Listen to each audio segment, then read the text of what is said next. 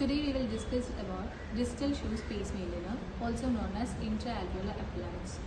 Nowadays uses Rose's distal shoe or modification with band or crown with a distal intragingival extension.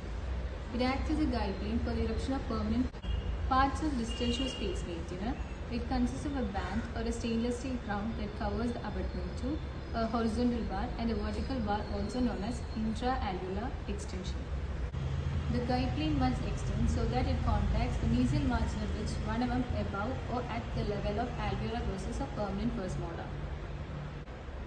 Indications of distal shoe space maintainer: early loss of novel of primary second molar prior to the eruption of permanent first molar, ectopic eruption of permanent first molar, ankylosis of primary second molar. Limitations of distal shoe space maintainers: overextension may cause damage to the permanent tooth bud, that is permanent first molar. Underextension may lead the molar to tip into the space or over the band, and it prevents complete epithelialization of extraction socket.